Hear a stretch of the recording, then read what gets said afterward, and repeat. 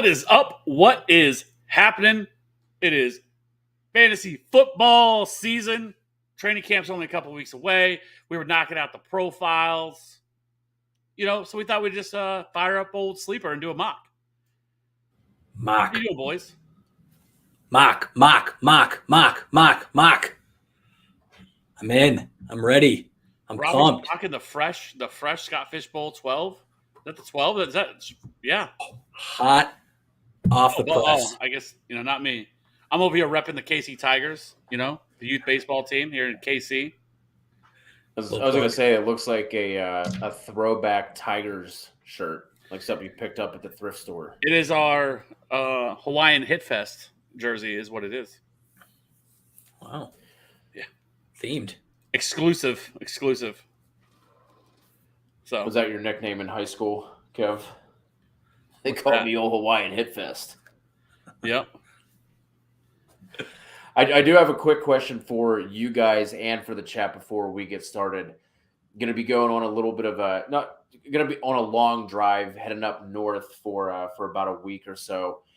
What is your 101 of road trip snacks? Mine, the thing I have to have on long drives, sunflower seeds. Got it. Filling up, stop at the gas station, fill up the car, go inside, big old bag of barbecue, sunflower seeds. Yeah, that's good.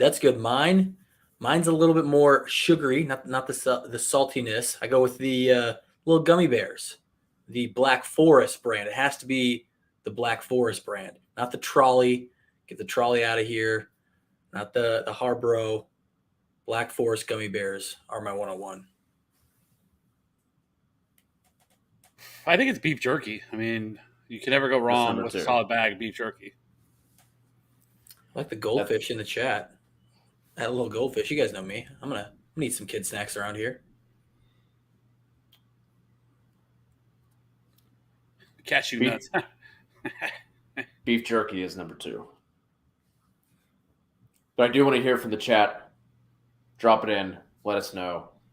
Robbie, kicking us off here. Oh, let's do it. All right, we've got Coaster rolling at the 102. Fantasy Wrath 13. Kev Steele at 106. And myself at 110. Let's click start on this bad boy. So obviously Jonathan Taylor at the 101. Easy choice here for me. I'm going Christian McCaffrey at the 102. When that dude is healthy, he is a cheat code in fantasy.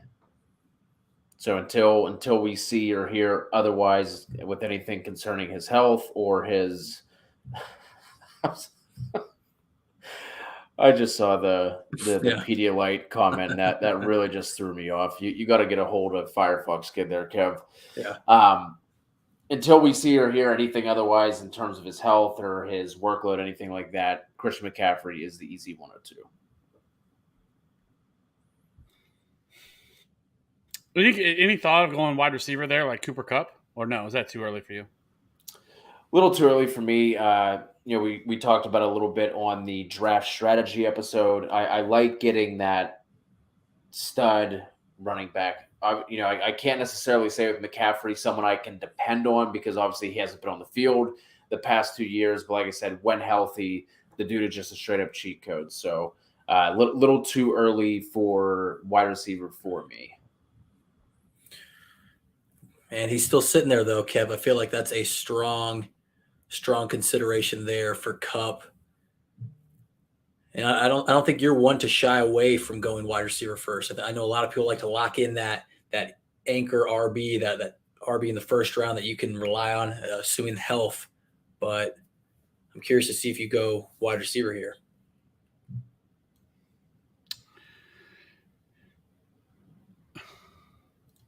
Walito, Mock Draft Thursday. What is up, Walito? Appreciate the $20 Canadian dollar. Appreciate you, Walito. I think I'm going to go. I'm kind of considering going a little bit. Yep. Hey, Walito, just so you know, you have a bunch of fans in here. They were wondering where you were at right out the gate. So, anyways.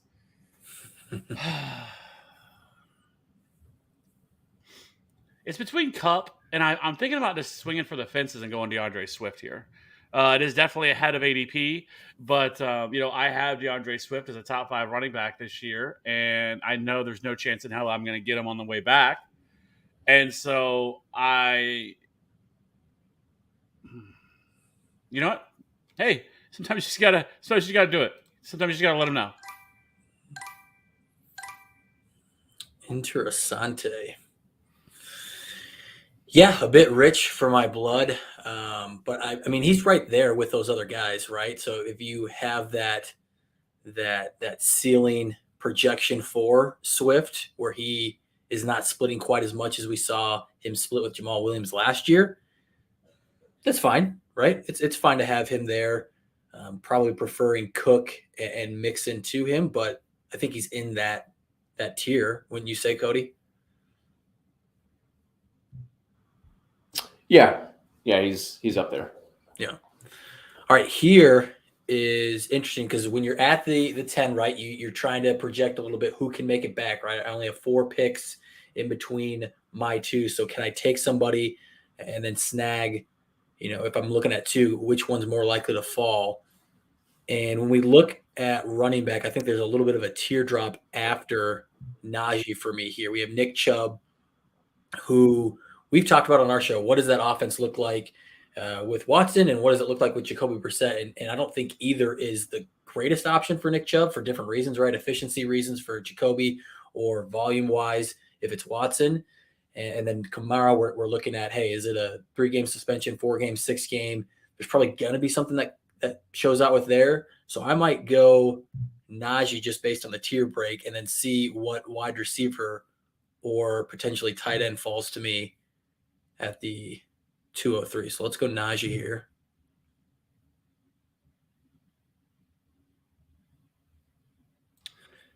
Is there any way we can turn off the sound effects? Yeah, I turn mine off. You just go. Or is that mine that I'm hearing? Yeah, it's yours. So I turned mine off just at the top. So we did see 3 wide receivers go and Kelsey. So all the running backs, like we had said, right, there's a little bit of a teardrop there going to Nick Chubb. And so 3 wide receivers go off: Chase, Diggs, and Tyreek, along with Kelsey. And now it's interesting.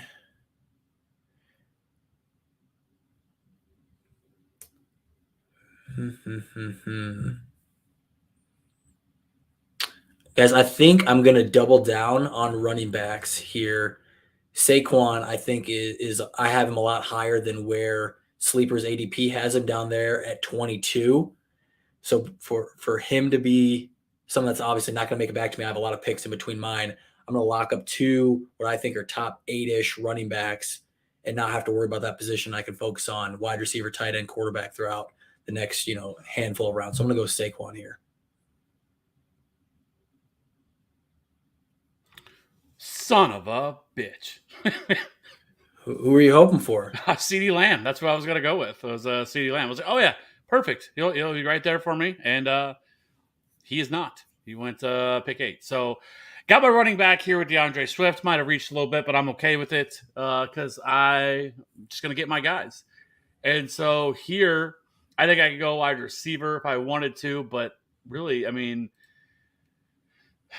Mike Evans is interesting. He's somebody that I really like. I think even more ahead of consensus. And I know, Robbie, you're in the same boat there.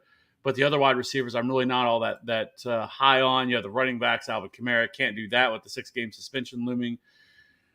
But I could go Javonte here. Or I think tight end is also in play with Mark Andrews still sitting on the board here. But I'm going to go with Javonte here. Not the build that I was going to go with. So just talk us through that. You like Javonte over Aaron Jones, who was also on the board.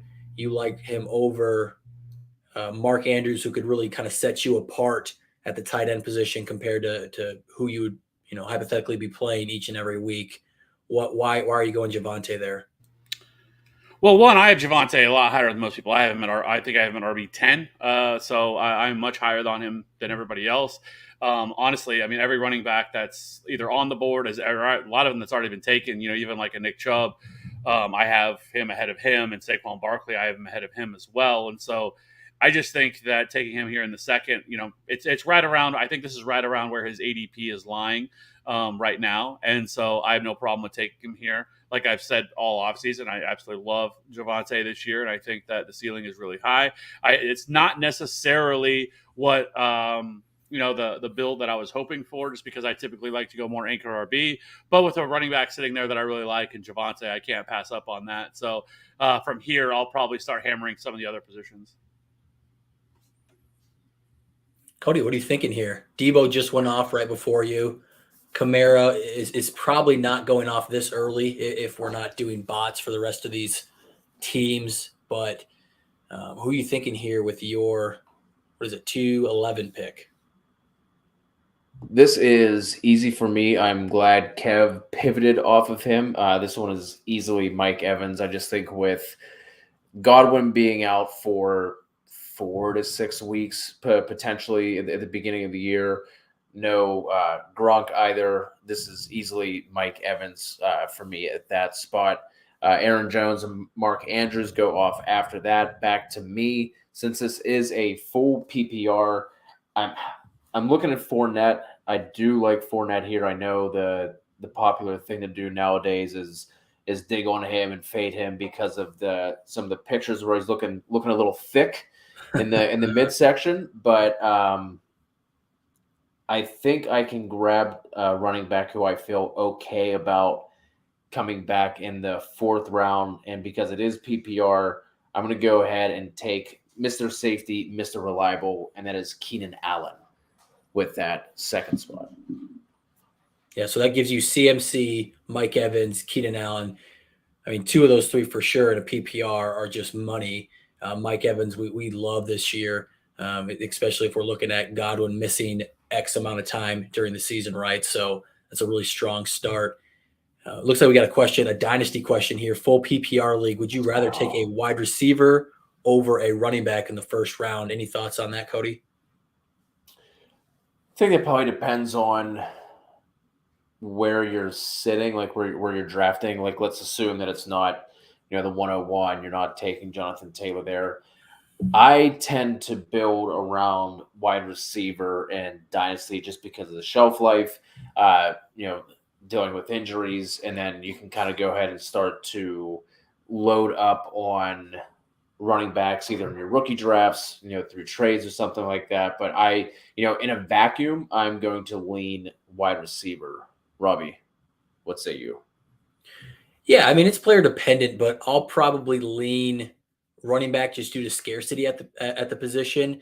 Obviously, we know that they have a shorter shelf life, like you're saying, right? They're probably, I think I was listening to a podcast and they said the chances of a running back being an RB1 for 3 seasons is like 8% or 10% or something.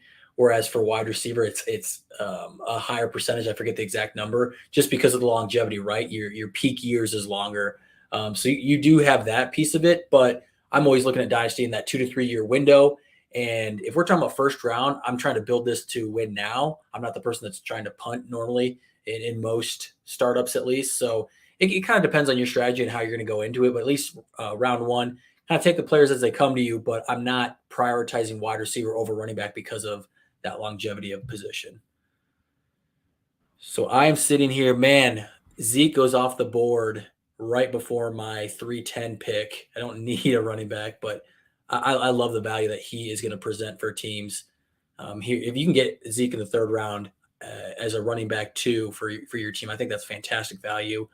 I'm not going to go tight end here. We've got Kittle, Waller on the board. Pitts, Andrews, and Kelsey are all off. I think I'm going to look.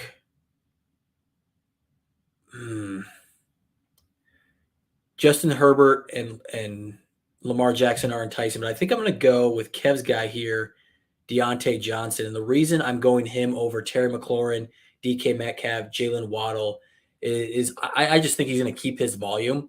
Now, we know that with a rookie quarterback or with Trubisky, it might look a little different in terms of that target share, but I'm not worried about the overall volume that Deontay Johnson's going to have. They might not throw it 650 times or whatever they threw it last year with Big Ben. But I do think he's going to get a healthy target share and will be the wide receiver 1 for that Steelers offense. Now I'm back up here at the 403.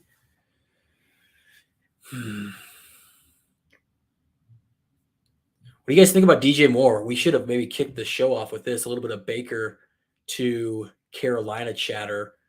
I think that's an obviously improvement for DJ Moore, who's only scored, 4 touchdowns each of his first 3 seasons. I see that potential touchdown ceiling rising just a little bit, which if he's that safe wide receiver 2, does he kind of flirt with that wide receiver 1, wide receiver 2 fringe, getting him as the second wide receiver here in the 4th? What are your guys' thoughts there?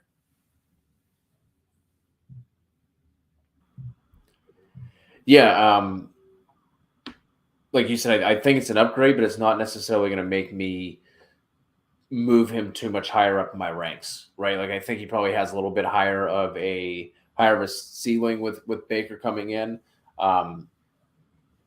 He's just one of those. Maybe it's because everyone talks about him as a breakout every single year and never really seems to come to fruition because of the touchdown issue he has. But I think in the 4th, he's a fine value there.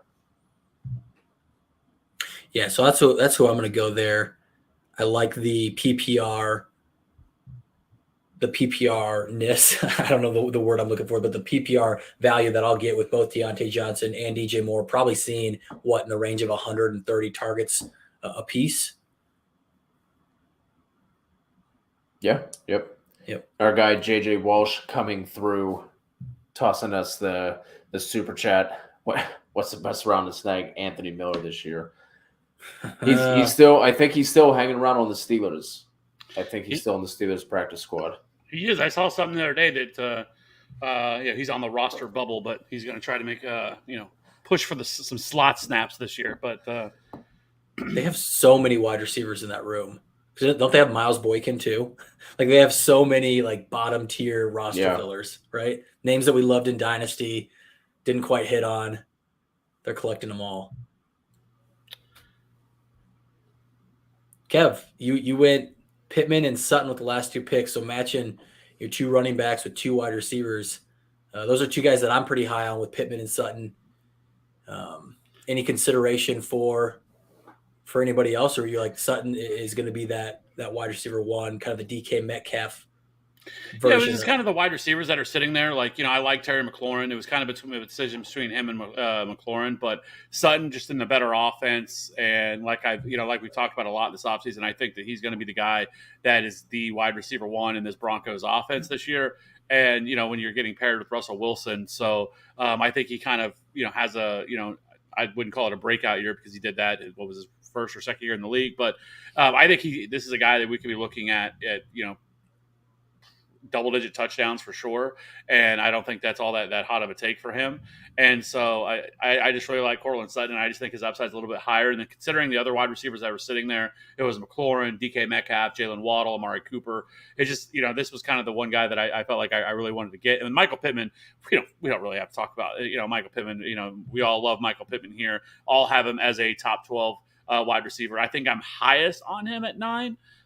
Right now among all 3 of us, but just love Michael Pittman. And for some people, if they're just now getting into redraft season and they're just starting to research, start looking at this stuff, and so they're probably going to be a little blown back a little bit to see taking Michael Pittman in the 3rd round. But it's just the upside for him is just is massive. There's nobody else really there unless you think that all of a sudden Paris Campbell's going to be able to stay healthy this year.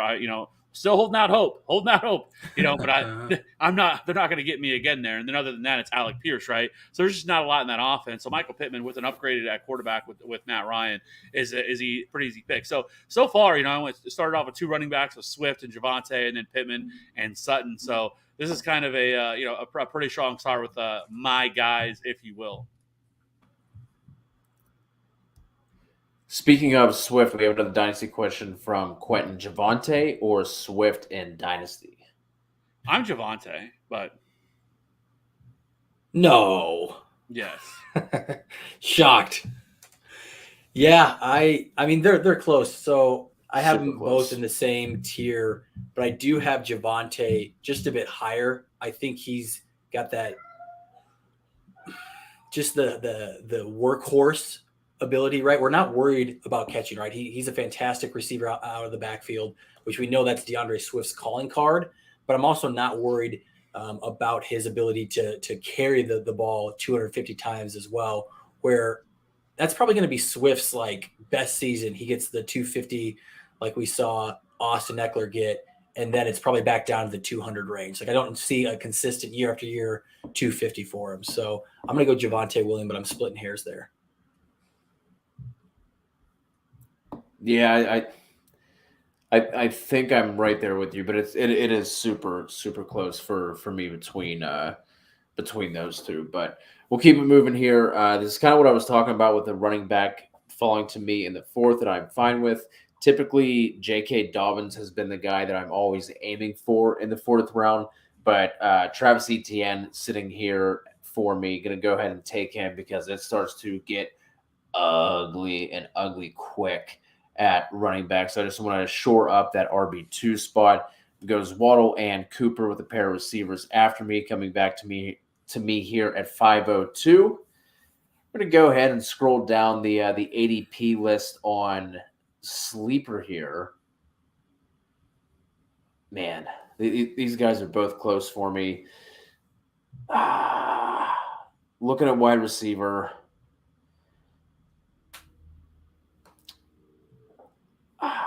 This is, man, it's either Allen Robinson or Marquise Brown. That's what I am stuck here between. Really like both of them for different reasons. Obviously, Allen Robinson staying true to the brand. Love the upgrade he got with Matt Stafford. Marquise Brown in his own right got an upgrade at quarterback going from Lamar to Kyler. Man. You know what? I'm going to go ahead. Well, I was going to say it's probably Marquise for me, just based on him most likely going to be the wide receiver one in that offense. But man, I feel like a lot of the community is undervaluing Allen Robinson. Kev, you and I talked about it. I can't remember what show we were on, but I mean, would it surprise you if Allen Robinson just turns into Robert Woods, wide receiver 2, like the wide receiver 16, wide receiver 15? Like there's he's a better talent than Robert Woods. And we say it every year, right? It's the best quarterback Allen Robinson's ever played with, but those were always small increments. And now it's like a chasm between his best quarterback to Matt Stafford, right? And so I want to throw away what happened last year, pretend like it didn't exist. And where would we rank Allen Robinson if we didn't have last year? Because I don't think he was giving it his all. I think it was a really bad situation. He didn't want to be a part of it. And so we erased that. I feel like he's a locked-in top 18 at worst. But like he's a strong wide receiver too that needs to be considered in this spot, probably even a little bit higher. Before Cooper for sure. I see Cooper went off the board before him. That's one. I'll have him over McLaurin. Oh man, Kev taking Lamar. I thought he might fall to me there. That's a good pick. Yeah, I was kind of going back and forth between a few guys that I was looking at taking, and I was kind of debating, should I wait on quarterback? We've had a lot of discussion about drafting quarterbacks higher, which it feels weird to me because for so long I was team late round quarterback. I would definitely wait until the very end of a draft to take a quarterback, but now it's just ADP has gotten to a point where I just don't feel super comfortable. There are a few guys later in drafts that I do like. You have the Tuas, the Justin Fields that we've talked a lot about. Derek Carr is another guy, but he's going more 11th, 10th, 11th round. But I just prefer getting him, locking in my quarterback. I'm not going to take a quarterback in the second. I think I could start considering it in the third, depending on, how my draft started. But, I really want to get one of these top, 10 guys if I possibly can, just because of the positional advantage that you're going to get from it on a weekly basis. And Lamar Jackson, I think, is being a little undervalued right now. He's a guy that, suffered a lot of injuries last year, but, when healthy, I mean, the guy can just absolutely carry you in some weeks with what his ceiling is and his rushing ability. And so, their offense is very much the same. I mean, getting rid of Marquise Brown, and then now you have Rashad Bateman step back up. Mark Andrews is still there. But So I just absolutely love Lamar if I can get him there. I was really considering. I was wondering if Jalen Hurts would fall back to me. That's kind of the guy I was looking at taking, deciding between the two of them. But I decided to go ahead and just take Lamar Jackson here. Yeah, he's definitely a guy I was looking at. And since I missed on him, I'm going to wait just a little bit and see if I can get Jalen Hurts on the comeback here in the 6th. Right now I'm at my 5-10 pick. We did have a question in the chat here. They were talking tight ends. Where did I see that? JJ asking about Kelce Andrews or Andrews. Yeah, do you guys have a particular feeling one way or the other? You have one guy who's been the tight end 1 every single year except for last year where he was, the tight end 2. And then you have Andrews who just absolutely dominated last year. Which way are you going? I think it still slightly leans towards Kelce because of him being in the more pass heavy offense, and now with Tyreek gone, there's going to be a lot of weeks where he sees 10 plus targets. Where with Lamar back, and we look at last year, and last year was kind of an outlier season for the Ravens offense because they threw it 66% of the time or something like that, much higher than they typically ever do. But that was mainly because of injuries to their defense. Their defense was terrible, or not terrible last year. Their defense was ravaged by injuries last year, so they had to put up points. So they were throwing the ball much higher. The running backs got absolutely ravaged by injuries as well, and so it forced them to throw the ball far more than they should. And so if they go back to the mean where they're back in that 50%, low 50s range, that's going to hurt the pass catchers here in this offense, where they're not going to have the same type of target share. Where Travis Kelce could get 130, 140 targets this year, and it's really not. That's not a hot take whatsoever. And he has shown zero signs of slowing down. And people keep talking about, he's getting older, but he's done nothing but continue to produce. So it's Travis Kelce, but it's a little bit closer than it has been in years past. So I don't know if we told the roster setup for this mock, but we do have the single quarterback, start 2 running back, start 3 wide receivers. So some leagues do the 2 wide receivers and a couple of flex. We're doing 3 wide receiver, 1 tight end, 2 flex, and then I think about 6 bench spots. So with that in mind, I see 1 wide receiver, and it's been talked about in the chat a lot, but Brandon Cooks is just a tier above the rest of these guys. Michael Thomas, Mike Williams, Amon-Ra St. Brown, DeAndre Hopkins, Adam Thielen, Darnell Mooney. I think he's a guy that's a locked-in wide receiver 2 for me, where I can see a lot of those other guys having some more risk in their game with just various threats to each one spot. So I'm going to go Brandon Cooks here and lock in Deontay Johnson, DJ Moore, and Brandon Cooks as my 3 starting wide receivers.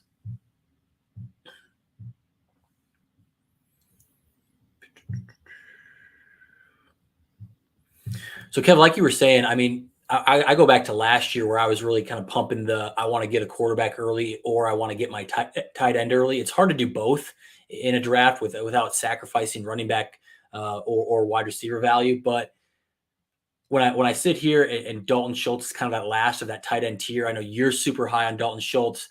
I think after him, there's a pretty big drop off to the Dallas Goedert, Zach Ertz, Dawson Knox, Pat Freiermuth. So I'm going to grab Dalton Schultz, who we've talked about it here. If there's no Amari Cooper, Michael Gallup's out for the start of the season. He had, I think it was 105 targets last year, and I think that could go even higher here in 2022. So I'm going to go Dalton Schultz here as my tight end. You son of a... That's what I was hoping to get with my next pick. But yeah. Walito with another 10. Appreciate it. What a crazy, incredible, wonderful pick by Robbie. He won this mock just because you took Brandon Cooks. It's over.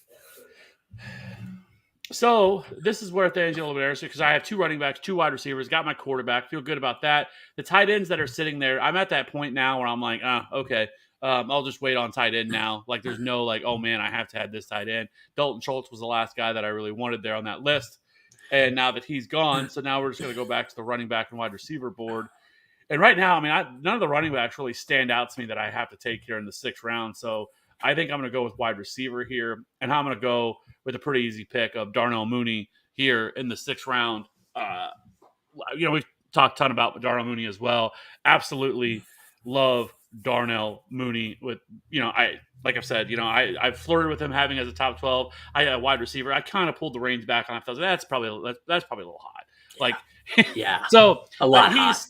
is still a locked in, top 15 wide receiver for me. He's not moving outside of the top 15 for me, but I did move him down just a tad there with Darnell Mooney, but I don't really understand why people don't like him. But I think it has more to do with the offense that he's in, that people that because I think right now his ADP is low, and I think it should be higher than what it is. And because I feel like with him, the target volume is so high that getting a wide receiver this late, with his kind of target volume, I think is not something you're going to see a ton. But I do want to ask you guys really quickly because Breece Hall went 404 or went at the fourth round there, yeah, 404, and I kind of put out a tweet today about this, and I was just kind of curious, how high does he have to go before you guys would be off of him? That you guys wouldn't want to play any part of him? I mean, any higher than that 404, right? Like I'm taking Montgomery, Connors, Zeke, and Fournette all above him. So if he starts jumping into that third round and pushing down some of those other running backs, like if we get hey, he looks great out of camp, it's going to be all him with Michael Carter just spelling him occasionally. He's even going to get the passing down work. He will jump into that area. And that's a spot for me where I'll miss on him and I won't have him on any teams. Right where he went, I'm fine with it. If I didn't have, I waited on running back 2 or something like that, or I'm trying to match him with like a Cordero Patterson later, right? We know Cordero Patterson will probably have that juice first half of the season. I'm hoping for a second half of the season run from a Breece Hall to carry me to a championship. I might kind of do that tandem for a running back 2-3. So yeah, I'm fine with him in the middle of the fourth.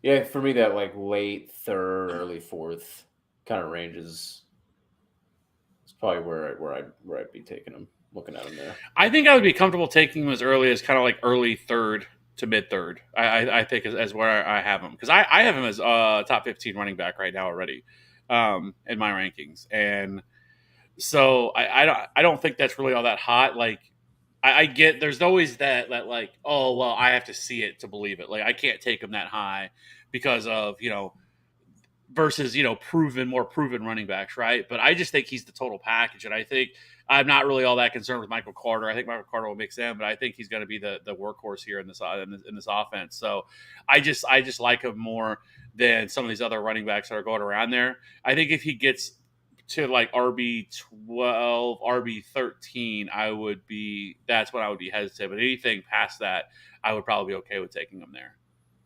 Yeah, I mean that's quite a bit higher than myself, and I'd say quite a bit higher than consensus. And the nice part is you're not going to have to take him there. Like I don't think he ever gets to that point. I think he's going off as running back 20-ish. You see, right now he's RB 24, 50th overall is his current ADP. But as we know, as we get training camp and all the hype that's going to surround him, there's going to be preseason. If he does anything well there, he's going to continue to move up. Like he's not a guy. I don't think he's going to be a guy. Like I said, like RB24, I think you're never going to see that in August. Once redraft season really gets going, I think you continue to see him push up, and I think he does probably get into the third round. Yeah, he can definitely get into the back end of the third round. I can see that. Yeah.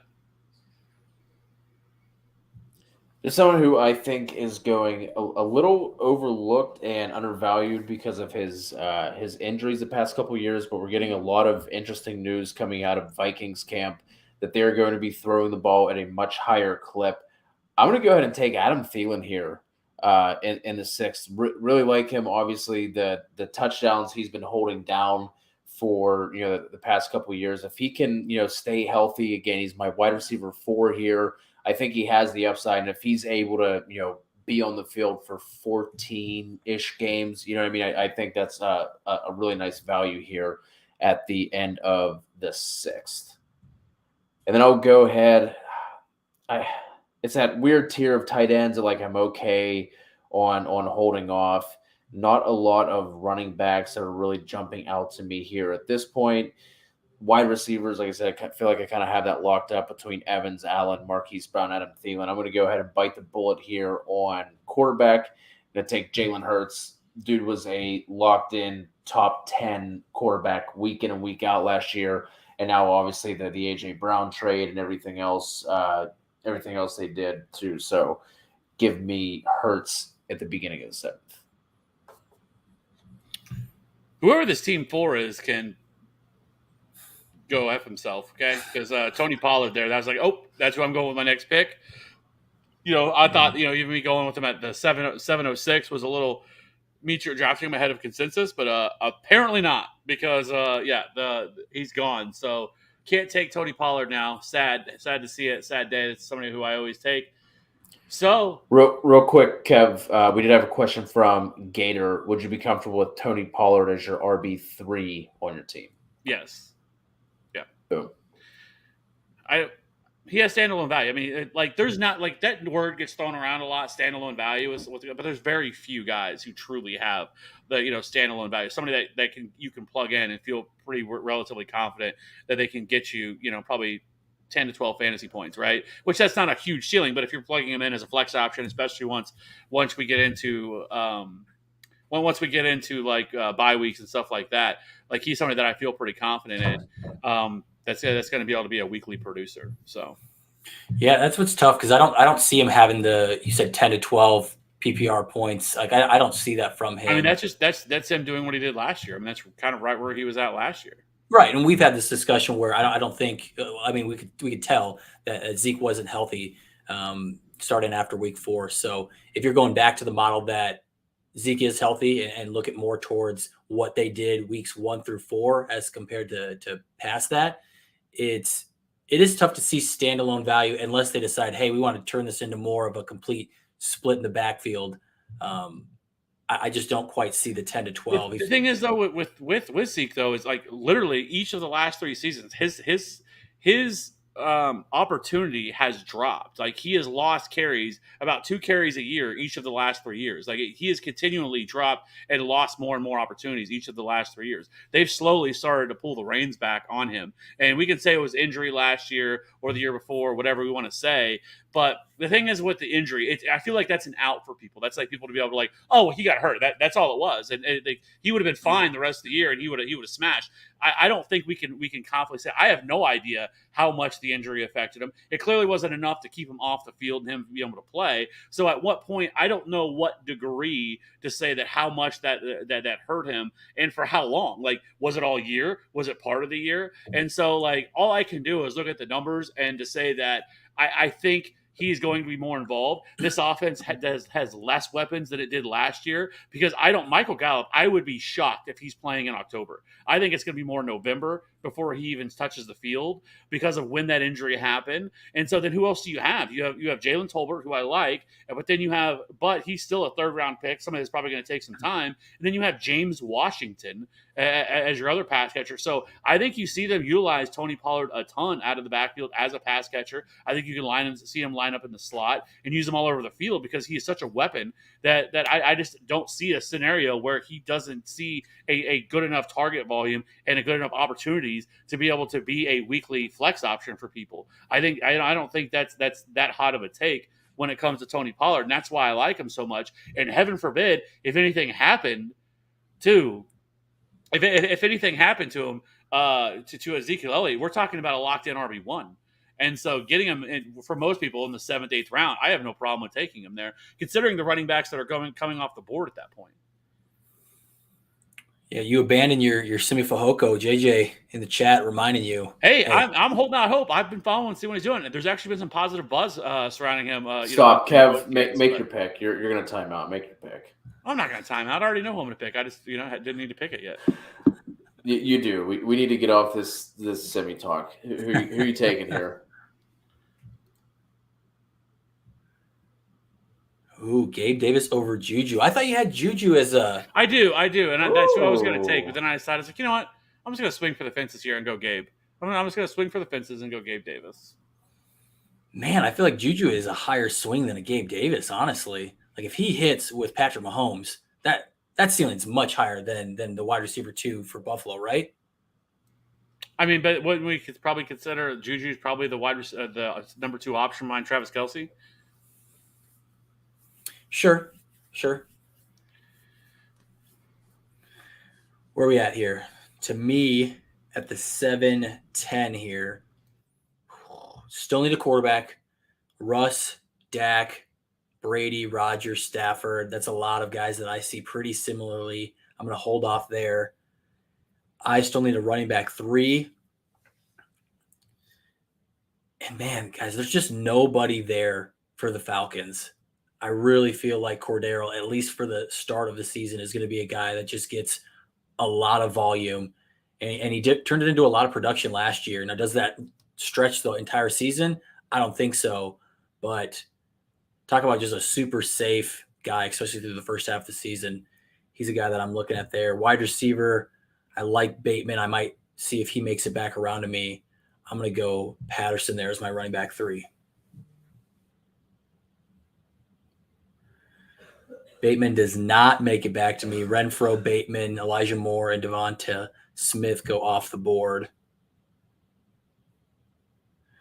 Someone was asking about your favorite rookie in the draft. I'm assuming that's for redraft. For me, it's pretty close between Drake London and Chris Olave. Obviously, Drake London kind of has the wide open spaces. There's Kyle Pitts there. There's a little bit of Cordero Patterson, but he's going to have a very heavy target share. But I think Chris Olave, and Kev, you and I have talked about it. We're not sure if Michael Thomas is playing again, when he's playing again, what he's going to look like. And then they have Jarvis Landry, right? And I think Chris Olave can be that rookie that comes in, and whenever he has that breakout game, whether it's week 6, 7, 8, he kind of takes over as that wide receiver 1 in a Jameis Winston-led offense. So he's going to be right, probably wide receiver 2 for me when I'm ranking these rookies and rookie wide receivers. I think he's pretty clearly the number 1 in my opinion, just based off opportunity. Because, and I think Jameis Winston is a better quarterback. I think Chris Olave is better suited for what Jameis Winston does best, and that's throw it on the outside, throw the deep ball. And I still have no clue what Michael Thomas is going to be this year. Is he going to be anything? How effective is he even going to be? And so I actually think that Chris Olave has the clearer path to being just the number 1 wide receiver. And that's what to me, I think it's kind of him and then everybody else. Because I think that past him, I think you can have discussions about guys like Treylon Burks could, end up being that guy with the situation that he's in. And then I just loathe the quarterback situation in Atlanta. I don't know what that offense is going to be. I still think they're going to try to run the ball a lot. And, and so I just don't know really what to expect from Marcus Mariota or Desmond Ridder. And so, I just think Chris Olave is kind of the locked in wide receiver 1, or the locked in wide receiver 1 in New Orleans, in my opinion. So for this 8th round pick, I see a ton of wide receivers that I like, all pretty similarly. I'm going to try and not give out too many names, as I know you two will be making picks here. But I'm going to go back to the running back well. I'm actually going to go with Kev's guy. We've been hearing a lot of coming out of Seattle that Rashad Penny is looking to be that lead back. And so I like him from a standpoint of if he stays healthy. We did see a small stretch where he was absolutely bonkers and really fantastic. But I'm going to take him here as the running back 4 and really just have a strong advantage at running back each week. Did we turn back on the I'd unmuted the sounds there. Oh. So for me, on my next pick, I went Chase Edmonds. I think he's kind of being slept on a little bit here. I know there's some concern about being in a committee with these other running backs, but there's just a lot of Jags here. And Chase Edmonds is the only guy that they actually paid this offseason. Raheem Mostert was on a $1 million deal with very little guaranteed money. Sonny Michel has no guaranteed money. I think one of these running backs is probably going to end up getting cut from this team. But Chase Edmonds, we know he's kind of locked in as the pass catching running back here in this offense. So I like Chase Edmonds quite a bit here. And going in the 8th, 9th round, I think that's kind of a steal for him, especially in PPR format. So yes, I kind of waited a long time to take my 3rd running back, but getting Chase Edmonds here as my RB3, I'm pretty happy with that. And Cody, I cannot believe Jalen Hurts fell to the 7th round. I feel like that's pretty solid value for him. Yeah, had to I said when I made the pick, there wasn't really nothing else was sticking out to me, so I had to take that value there with him. I was looking at Edmonds and Singletary for my next pick for that RB3 spot. Both those guys obviously went. So now I'm looking at here. I mean, not a ton sticking out to me at the running back position, so I'm probably going to go ahead and hold off on that. Tight end is kind of tight end at this point. I mean, still looking at Ertz, Patty Fry, Gesicki, Komet. Like all those guys are kind of, in a similar tier for me. Do you see Ertz any differently with Hopkins missing those first 6 weeks and what he was able to do last year coming over to Arizona? Yeah, I definitely think that pushes him up. And I think that's why he's being looked at where he is. Having Marquise Brown, I mean, obviously that's not a bad offense to buy in on and double dip on. That's kind of where I am looking at this point. I mean, wide receiver, again, not a ton. There's a couple interesting names here. Already feel good with the 4 I have. Is this the point of the draft where you start just not, I don't want to say reaching, but taking guys that you don't really care at all about their floor, right? Because at least for me, that's kind of where once I get past like the 6th, 7th round, like I'm pretty much all floor or all ceiling. I could give a shit about a player's floor, and I'm just swinging for home run shots. Are you guys the same way? Yeah, that's where I kind of took that swing with Rashad Penny. I think that's where I'm at after I want to lock in 3 safe running backs. And I don't want to be playing with fire because we know they get injured. But after that, absolutely.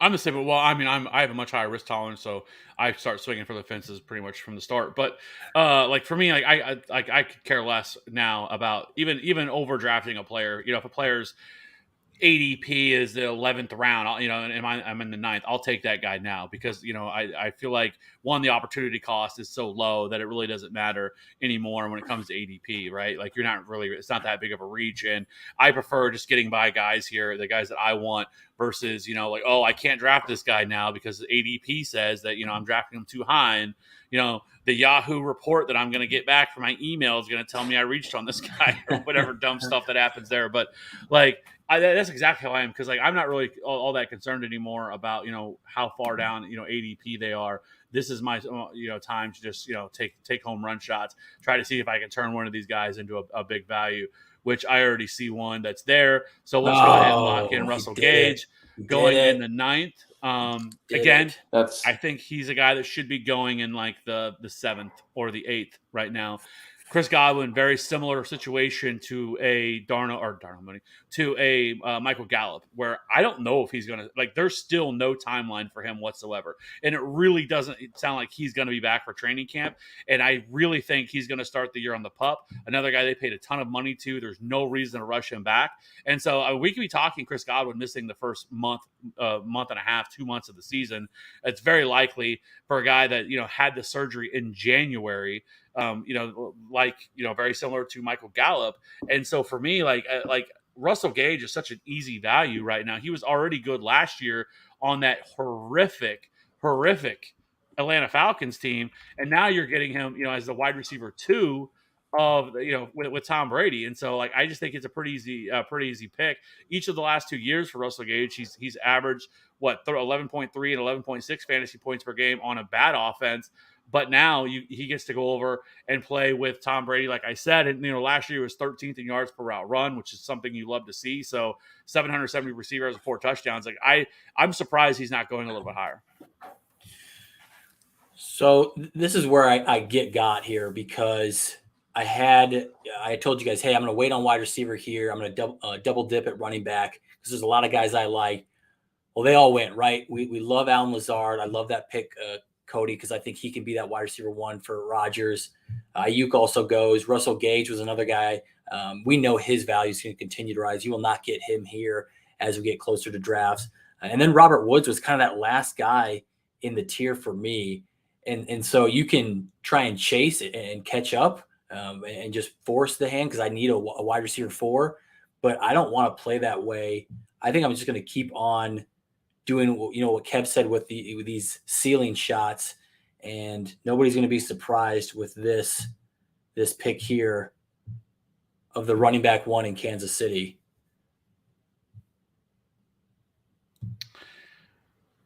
Yeah, we're starting to get a little bit of that. We're getting a little bit of that a little bit of the Roto World or NBC Sports Edge. Ronald Jones could be the lead running back here of the Chiefs, and that's all it's going to take. A few more of those blurbs, and Ronald Jones is going to be going higher than Clyde Edwards-Helaire. That's all it's going to take. But I don't know, that running back room is going to be one it's going to be interesting because it's not just Clyde Edwards-Helaire. It's not just Ronald Jones. They brought back Jerick McKinnon, and he's somebody they like a lot as a pass catcher and kind of do some things with. We saw that, over the playoffs last year. They brought in there's been a lot of talk about Isaiah Pacheco as a guy that they drafted late, and they're really excited about him. Derek Gore is another guy that got some opportunities last year. They also brought in Jerrion Ealy as well, who they kind of view as kind of a Jerick McKinnon type option for the future, where he's probably more of a practice squad guy. But they have a lot of running backs here, and this could end up being just a full on committee. But you're taking a shot on Ronald Jones, and what is this, the 9th, 10th round? I don't really mind that either. Yeah, I'm not worried about him with most of those names. Obviously, it's going to be between him and CEH, and I'm curious to see if Ronald Jones kind of works out as that first and second down back in a really, really good offense.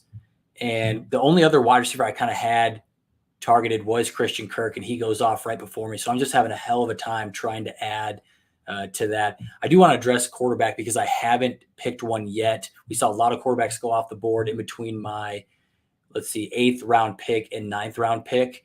We saw Wilson, Brady, Rodgers, Stafford, Dak all go off the board. Those guys are all kind of in a tier for me. So at this point, I'm just waiting, and I'm going to wait till I need to take Kirk Cousins. I think Kirk Cousins is somebody that already finished as a quarterback 12 last year.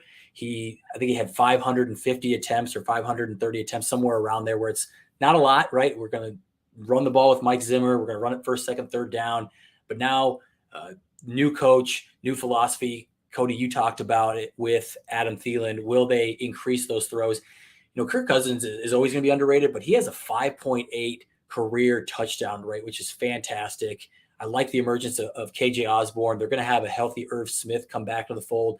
I think Kirk Cousins, if I'm in this situation, which we talked about, I don't want to be in this situation. I want to land a Hurts, Lamar, somebody in that top 6-ish range, but it didn't work out for me that way. So I just want to wait and take Kirk Cousins. And I'm almost at that spot. If this is a normal draft and most people have their quarterbacks, I'm going to wait, and I'm going to go with a Christian Watson here and see what he can do in that Packers offense and see if Kirk makes it back to me. All that Kirk Cousins talk just to take Christian Watson. We do have our guy Kyle K rocking with us back in the chat. Has a couple of ranking questions. Full PPR. How do we rank Hollywood, Mooney, Mike Williams, the 2 Broncos receivers, and A-Rob? I rank it Mooney, Sutton, Hollywood, Mike Williams, Allen Robinson, and Judy.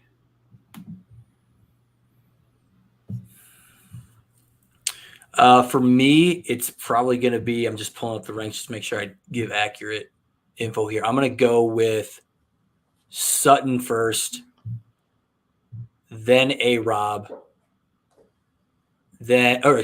Sutton, Hollywood, A-Rob, Mike Williams, Mooney, and then Judy at the end there.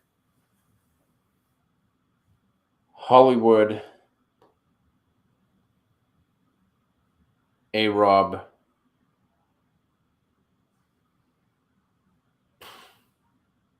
Mike Williams, Mooney, and then Judy and Sutton. So you kind of view Judy and Sutton as, hey, they're both right there. It can go either way. Super close, yeah. Okay, okay. I'm definitely on the Sutton is going to be the main benefactor there. Touchdown volume and the yards per attempt. That the air yards, I think, replicates what Russ has done with Metcalf. Running backs, full PPR. ETN, Brees, Jacobs, Dobbins, Eli, and AJ Dillon. This is Brees. ETN, Elijah Mitchell,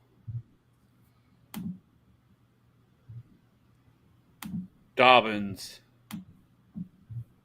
and then Josh Jacobs and AJ Dillon.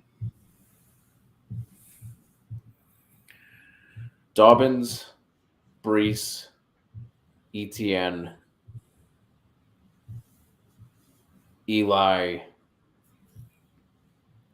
Dillon, and Jacobs. Yeah, I'm basically right there with you.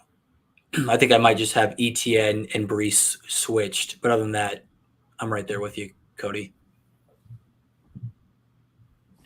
Are you guys with J.K. Dobbins? Are you guys concerned with the status of J.K. Dobbins, that they're basically, the Ravens are saying they're hoping he'll be ready for Week 1? I mean, I know but like we're to the point now, like we can say like, oh, we got time, but like literally training camp starts in a couple of weeks. Like we're not talking about like we're still a couple of months away. Like we are literally coming up on training camp, and like that is a little bit like surprising for me that like we're getting that kind of that kind of stuff. But I think with his ADP, it's okay. But like it feels like there should be a little bit of concern here, because like there hasn't been any like, oh, he is right on track, he's good to go. We're going to take it easy with him in training camp, and then we'll kind of bring him along slowly. Like it sounds like there's like real concern that maybe he's not where we think he should be. Yeah, I think it's fair to be concerned. We're still at a point where I'm not dropping him off until I hear that we're concerned about that Week 1. We just heard so far, at least on my end, that there's no preseason games, which I'm fine with. I don't think he needs that. We can get into a situation, Kev. I know you and I were on different sides of the fence with Saquon, where I was nervous about him not getting back. And I did think that we saw him slow out the gate. So there definitely is that concern. But that's why I have him here in the tier 4 guys, right in line with ETN, Jacobs, Brees Hall, Elijah Mitchell. If we didn't have that concern and we said, hey, he's ready for Week 1, he'd be up there with Akers, Chubb, Connor, Monty in my tier 3 running back. So I'm kind of discounting right now. And if we hear it one way or the other, I'm going to adjust off of that information. Yeah, I mean, it's obviously not good. You want to hear them come out and say, like, oh, everything's looking great, he's cutting and running at full speed and all that. But unless I missed it, I don't think that there was any other additional injury, and it's going to be a full year by the time he gets there. I think the fact that it was ACL, it was ACL and LCL. That's what it was. It was multiple ligaments is what it was. Oh, okay. I mean that changes it a little bit. Whenever you have multiple ligaments involved like that. But I still think they have to take it cautiously with him, because all the signals that we've gotten this far is that they are going back to the 2018 kind of offense, where it's going to be super run heavy.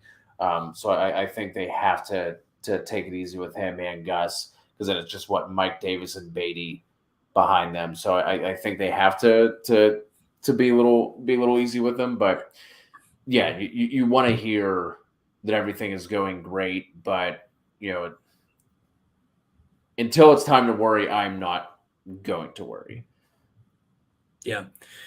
Guys, I'm sitting here at 12:03, and Kenny Galladay just really jumps out. Where are you guys at with him? I know a lot of people are on the Kadarius Toney bandwagon. I am not at all. I feel like that was a game and a half sample size.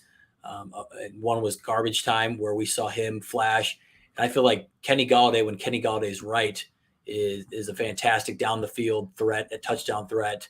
And if we are expecting this Giants offense to take that step forward with Brian Daboll, I feel like he's that guy that I want to have from the Giants passing game. Any thoughts there with Kenny Galladay? Not for me. None. Just pass. Thanks, but no thanks, he says. I mean, yeah, I think. Go ahead. I don't know. Like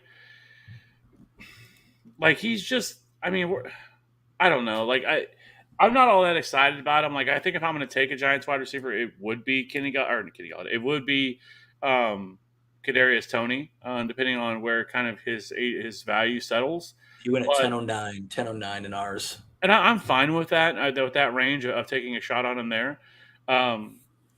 I don't know. I think Kenny Golladay can be fine. I think, some of it is from last year's, maybe it is some recency bias baked in from just how bad he was last year and just how, I don't remember ever a week where I was like, I wish I had Kenny Golladay right now, like ever. Or man, Kenny Golladay had a great week this week. Like, it just felt like that all year last year with him. And I mean, obviously not having any touchdowns, only having 500 receiving yards will do that for you. I guess he did have like 1 week last year, the week 4 against New Orleans, where he had 17.6, 116 receiving yards. But other than that, he was relatively useless last year, and most people dropped him.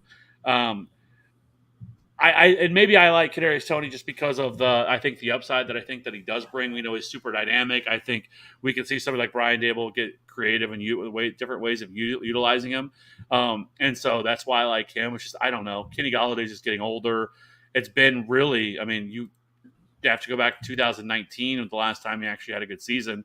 Obviously injuries have played a factor in that, but I mean, that's kind of the last time that he's been relevant in my eyes. And so, I don't know. Like, if you want to take a shot on him later, I think you can do so. But he's not somebody that I'm like, oh, man, he's somebody I definitely want to get my hands on.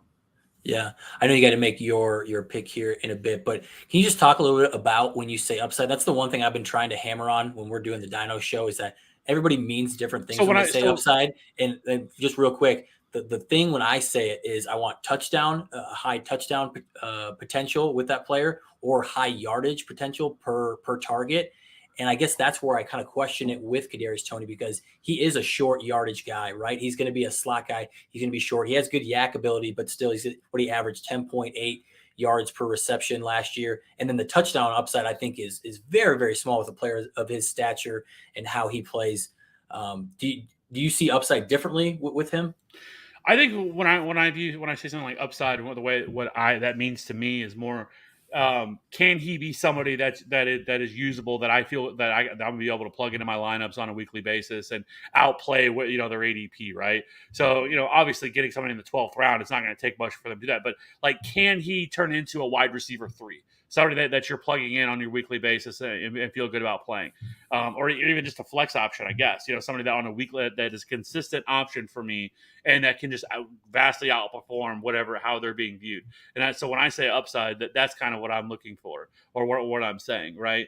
For me, and so like with Kenny Golladay, I just don't see it like a much of a path for him to do so. Sure, could he score 8 touchdowns this year or something? Yeah, I think it's possible. Like I said, like I do think this offense is going to be a lot better than what we've seen over the last couple of years. Now Daniel Jones still is there, and I guess we'll see how much Brian Dable can. He's kind of been the quarterback whisperer. Kind of the guy that people have talked about that if it was instrumental in turning around Josh Allen, but I just think that with that offense, like there's very few pass catchers that I really want to get my hands on.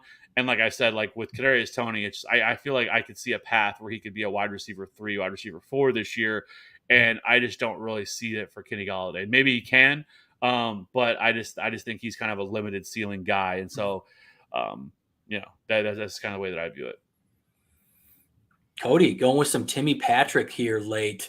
I feel like he's a guy that the people aren't talking about with Russ coming over and the potential that they could throw just a massive amount. He's intriguing for me. Yeah, I mean, I really like Tim Patrick. We've seen he's kind of been, hasn't had like a super high ceiling the past couple of years, but it's been pretty reliable. And I think, if anything were to happen to Judy or to Sutton, Tim Patrick could absolutely take off. I think him and KJ Osborne, I know you touched on him a little bit earlier, Robbie. Those are the two like wide receiver 3s that I really want to grab late in my drafts. What do you guys think about Walito's here? Where are we putting Mark Ingram? Are we pretty sure he's that main benefactor if Kamara misses 4 to 6 games? Where are you guys comfortable taking him?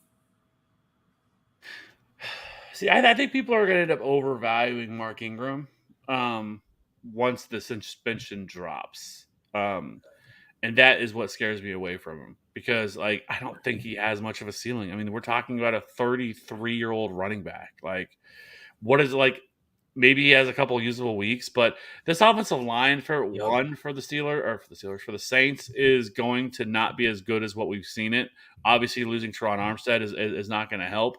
in that pursuit. And like this offense could end up being like for the first few weeks of the season, depending on what's up with Michael Thomas. I mean, it really could be Jameis and Chris Olave and Marquez Callaway, and like, how much is that striking fear into the defenders, right?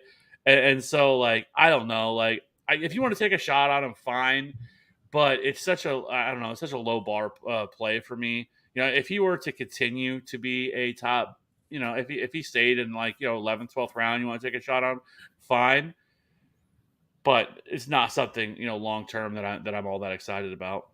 Doesn't he feel like almost the Mark Ingram of last year, or the David Johnson from last year, or maybe even Mike Davis from last year? He's like, oh, this is a guy who has had success in the past, that, man, he's got no roadblocks to just having a full workload, but he's really just not that good. And especially if we're only talking about 4 to 6 weeks, he just feels like a guy that, sure, when you get late enough, fine, go ahead and throw him out here around this range when we're looking at Gus Edwards and some of these other names. But for me, I'm not pushing him much further up, just because I don't think there's going to be successful weeks. Like you're going to see that maybe week 1, he has 38 yards and he manages to find the end zone, but then the next week he's got 42 yards and no catch. You know what I mean? It's just going to be gross weeks where I don't think he has the talent to make it worthwhile, where you're like, yep, I can throw him in the starting lineup. Yeah, I kind of come in the same way with him. I don't know. I would just let somebody else take him in my eyes. I don't think he's going to be somebody that I like end up regret. Oh man, I wish I would have drafted Mark Ingram. Yeah. That or depending on when the suspension comes, because I think there's a chance that when we do our drafts in August, we might not have that suspension news quite yet. So you're going to have to go in unsure on Kamara. Hey, we think there's a suspension coming, but we know we've seen situations where it gets pushed off into the middle of the year. There's arbitration happening, right? So you might have to just go into your draft not knowing. And at that point, I might be fine taking a stab on him here and then flipping him once that suspension news comes out. And now you have an increase in value. I kind of like that thought process because we're talking about the 13th round. Can you take him here and then trade him for maybe a 10th round guy? Russell Gage, who won't be there then, but Ronald Jones, some of these other names that we're seeing in the 10th round. Yeah, I think the only path would be like his hope that week 1, Mark Ingram comes out and has a good game, and then you just immediately trade him like right after week 1, as soon as you possibly can. Is the way that I would look at it. Yeah.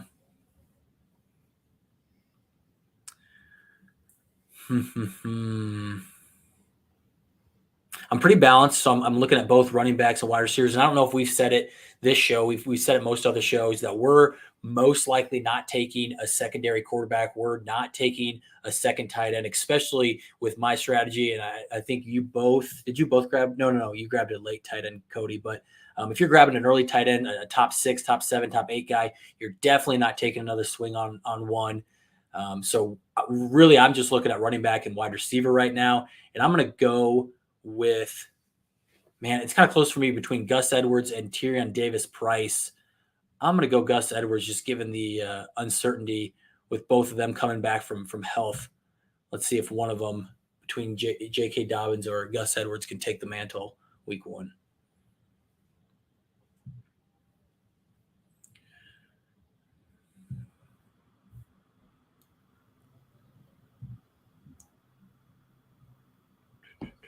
Robbie, as you look through this, we had another question from our guy Gator. Can you have too much safety or too much risk? Do you always need a balance? Because I think having too much of either one could really hurt you. Yeah, I mean, I definitely think we talked about it on the draft strategy show we did last week. You don't want a team full of boom bust guys, and you don't want a team that's only, their ceiling is 10 to 12 points per week. So you definitely want to have a little bit of that balance. If you don't have the guys that are, maybe quote unquote riskier, more boom bust, really limit your overall point totals. And, that's obviously you kind of need that hammer in, especially when it comes down to your playoff weeks.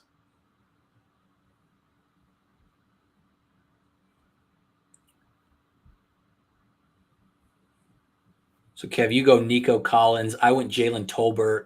We've already talked about Michael Gallup missing some time. Really, after CeeDee Lamb, it's James Washington and then Jalen Tolbert as kind of those next guys up. And I think Jalen Tolbert has a really, really good opportunity to be a part of an offense that's going to throw around 600 times as they have every single season with Kellen Moore as the offensive coordinator. So I like Jalen Tolbert here in the, 14th round. Yeah, I mean, I took a shot on Nico Collins. I think he actually has a shot to be somebody who breaks out this year in this offense. You know, we saw last year, I mean, it was, I think Davis Mills had 4 or 5 300-yard passing games last year. Like, I think Davis Mills is actually better than what people think that he is. And I think he could end up being more, I mean, I don't think he's ever going to be like some elite level quarterback, but I think he could end up turning into being somebody who is more of just kind of an average NFL quarterback. And if that's the case, then I think that this offense could support a little bit more than just one wide receiver in Brandon Cooks. And so I think Nico Collins could kind of end up being an interesting player. I mean, Nico Collins, super athletic guy, coming out of Michigan, obviously played in a terrible offense at Michigan with terrible quarterback play. So with Nico Collins, this is kind of a guy that I love just kind of taking a shot on late, swinging for the fences, seeing if he can turn into anything. Obviously, you know, if he does not work out after the first week or two, you just drop him. But like, these are the type of guys that I love taking a shot on. So, you know, there was some other guys that I definitely have in this range that I like, that I definitely could have went with here.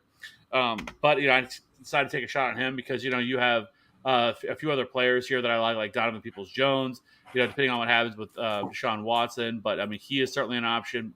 Talked about Paris Campbell. I think he is certainly an option as kind of a later round guy.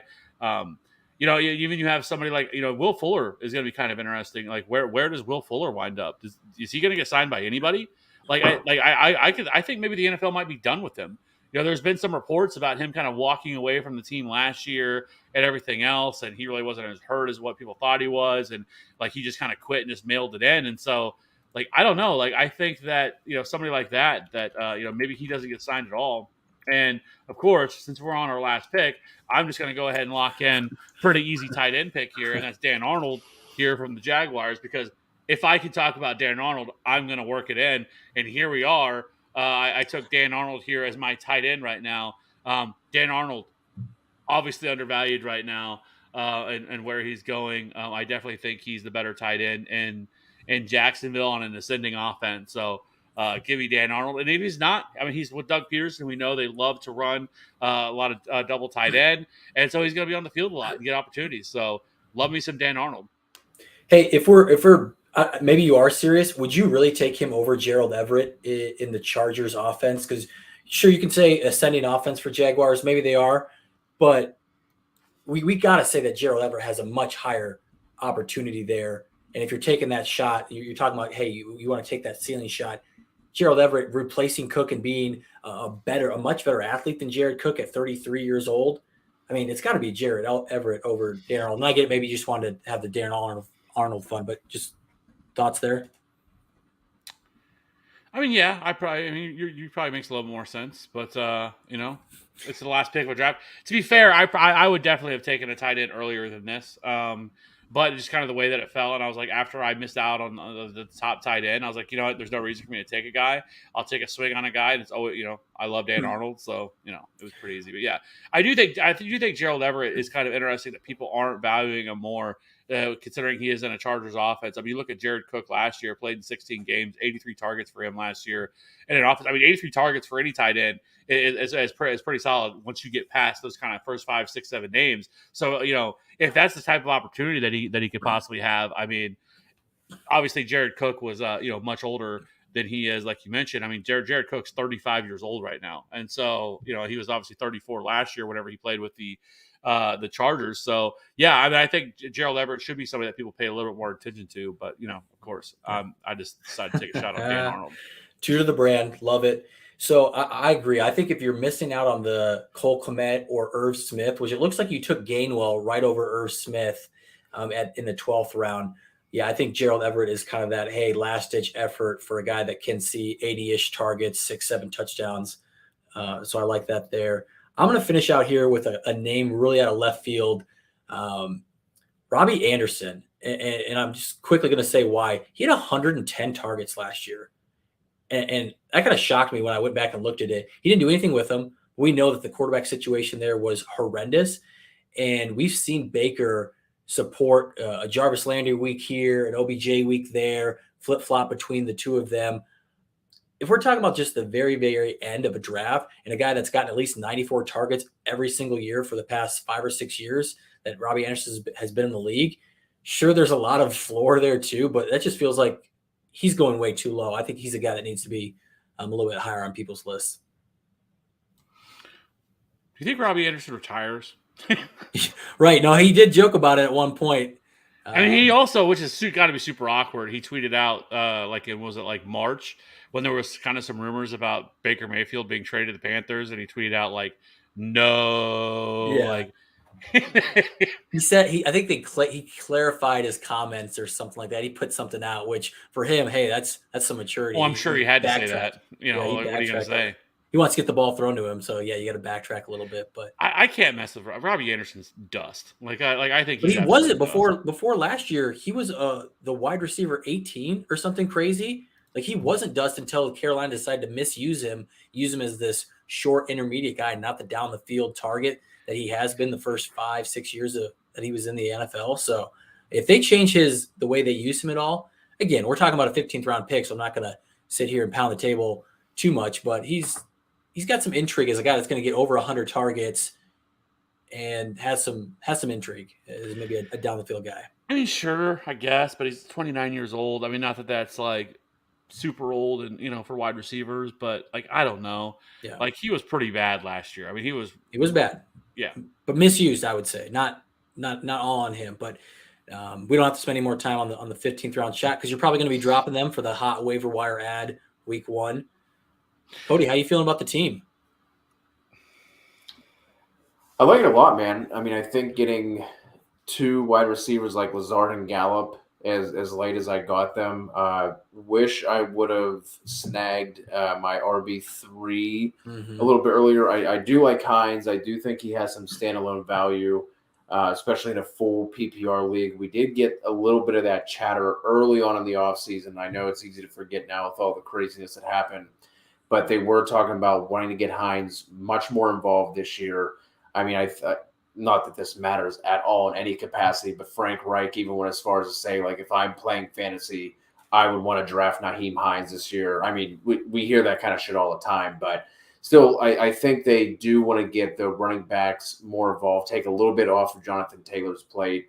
Zamir White, I think, is really interesting. It doesn't really seem like the new coaching staff is in love with Josh Jacobs at all. Behind him, it's only Kenyon Drake. So Zamir White could be a guy who we're looking at as a, probably, since we have taken out kickers and defenses in this mock, probably looking him as a waiver wire pickup. But I think Zamir White is a name to keep on your mind. I was looking at Tyler Algier there before, after I took, who was that, Tim Patrick. I was debating between those two. Algier ended up going to pick after me. But yeah, I really like how my team turned out, especially through the first 9 or so rounds. Kev, how about yourself? I just nailed it. I mean, this is a championship winning team. You want to know what a championship winning team looks like? Just take a screenshot and just draft all this. Just draft the same way. I mean, just draft these guys. You'll be good to go. But the only thing I wish I would have done is probably went tight end a little bit sooner. Maybe taking a guy. But I'm still perfectly okay with it because, like I said, like to me, once you get past Dalton Schultz and maybe a few other names past that, like it's really just a crapshoot at that point of certain guys. And I think it's much easier than at this point just to stream tight ends and just kind of move forward a little bit this way, right? And so I really felt comfortable just pretty much loading up on all the running backs and wide receivers through this range. I feel pretty solid about my top 4 wide receivers. You can start 3 wide receivers in this format that we have here. So, I feel good about Pittman, Sutton, and Mooney as my 3 wide receivers. Then I have Gabe Davis, who has, pretty immense upside with Josh Allen. And then, we've talked a lot already about Russell Gage. Marquez Valdez-Scantling is kind of the wild card here because I think everybody looks at him as strictly a deep threat because that's how he was utilized in Green Bay. But I don't know, like like I typically try to like block out the off-season blurbs and the off-season talk about these guys right now. But there's a few people that I respect that really that follow the Chiefs and that cover the Chiefs and that they really believe that Marquez Valdez-Scantling is going to have a much bigger role than people are realizing, and that he could end up being the guy in Kansas City. That him and the stuff about him and Mahomes and their chemistry isn't being overblown, and that they plan to use him much differently. He's not just going to be a deep threat. They're going to use him all over the field and different. He's going to run a full route tree, and so like I don't know, like if you can take a shot on him in the 12th round, like I'm not trying to reach for him or anything like that, but if he's there and all the other kind of Chiefs wide receivers are gone by that point, like I don't mind taking a shot on him in the Kansas City Chiefs offense. I definitely want him over McCole Hardman. And I would probably prefer him over Sky Moore as well, just because I think Sky Moore he's gonna have a role, but I don't think it's gonna be as big as people think that it is. And so Marquez Valdez-Scantling in the 11th, 12th round, like I think that's a pretty safe bet. Take a shot on a guy like that and see if if some of this is true that it will actually work out. Yeah, you talked about ceiling shots is something that you like to do, and I think the Gage, Isaiah Spiller, MVS trio right there, bang, bang, bang. One of those three, if not hopefully two of those three, are definitely going to pan out for you and probably be in your starting lineup more than you think. If we were playing this mock out, I'll wrap up with mine. We talked about the risk versus safety with the early rounds. I'm trying to go guys that as safe as I can get.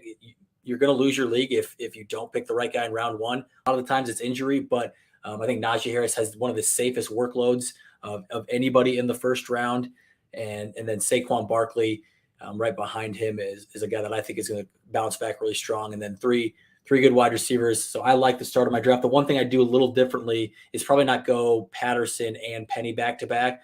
I really missed out on a tier of wide receivers between Russell Gage, Robert Woods, Allen Lazard. I'd love to have one of those guys on my team and sub out one of those running backs, take a Ronald Jones or somebody else a little bit later, and I'd be fine at running back. So that'd be the one thing I'd change.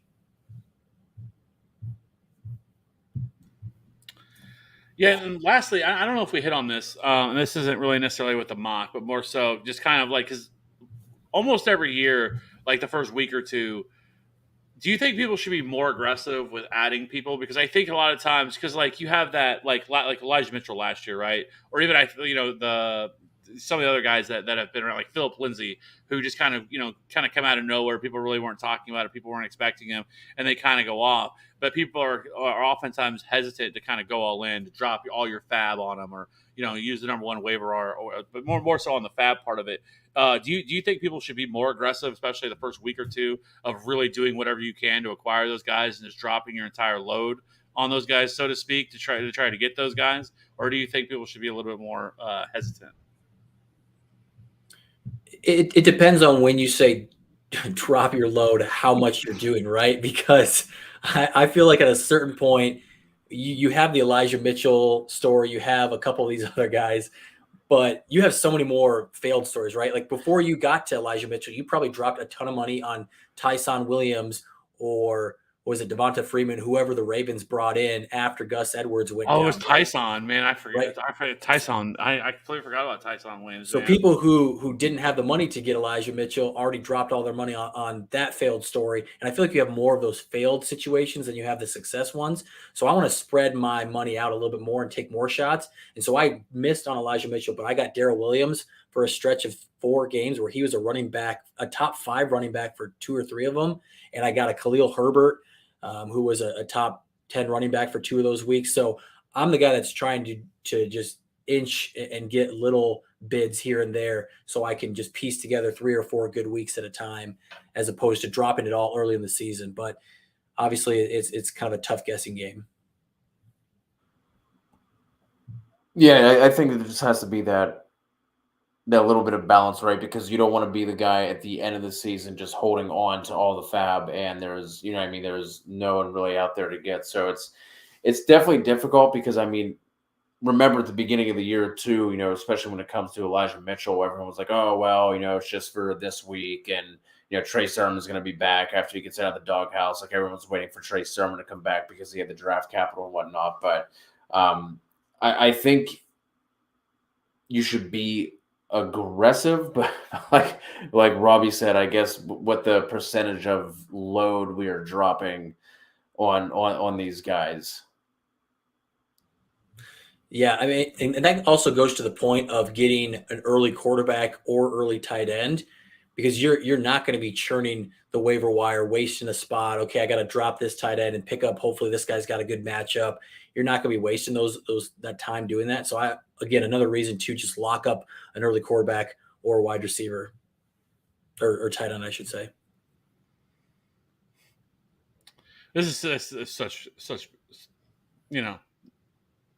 Good job, Cody. Yeah. Good job, Cody. Hey, whatever I can do to help the people. When CHB dropped this on one of the videos that we did, I was like, what is he talking about?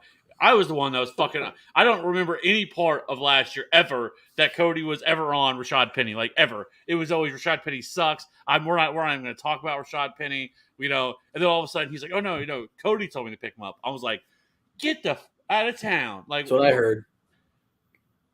Like, I was the Rashad Penny guy last year, and then somehow Cody swoops in and gets the award. But hey. Maybe it was on one of those Sunday shows that I was holding it down by myself. Who knows? It may have been. I'll try to go back and look into this, because I need to do some research on this when this situation happened. Whatever I can do to help. Got CHB that chip. Hey, that's all that matters at the end of the day, right? That's what we're trying to do around here, is get championships, win championships. We're trying to grow, so any help we can get with likes, subscribe if you haven't already. If you're in here rocking with us and you haven't hit that subscribe button, please do so. If you would like to join our free Discord, we have that as well. That is in the link down below. And all of our videos, you can go and find to click that. It's absolutely free. Jump into the Discord and talk some fantasy football with us. I appreciate everybody checking it out. We have a lot of videos coming. Every single day we've had a video this week, and that's going to continue with all of our profiles. We're going to try to hit on the top 24 running backs and the top 36 wide receivers. We'll mix in some quarterbacks there as well. We're also going to be doing some of our throwdowns, which I'm excited about. We need to get a Tony Pollard versus Ezekiel Elliott throwdown in the books. I'm looking forward to that one. I'm just going to absolutely slay Robbie on that one because, that's what I always do. So, anyways, do you guys have any last words before we can get out of here? No. Mock, and mock. Do some mocks. We're going to have ones where members of the Discord are going to jump in with us. I know they love doing mocks. So a lot of people that are trying to jump in and do one. We want to just kind of do this so we could talk about the picks a little bit more, but there will be more mocks coming. So stay tuned. Yeah, we are a couple of weeks away from literally, I think next week, I think the Jaguars report. I believe so. I believe that is the case because of the Hall of Fame game. So I believe so. I believe it is next week that the Jaguars and whoever else are playing in the Hall of Fame game report. So training camp is here. In a few weeks after that, the rest of the league will report, and we'll start getting all the training camp hype. Make sure you follow us all also on the Twitter sphere, because I'm sure we'll be doing those training camp threads that have come to become a staple of TFA that people follow us for those threads where we give updates every single day through our Twitter account, FF_authority.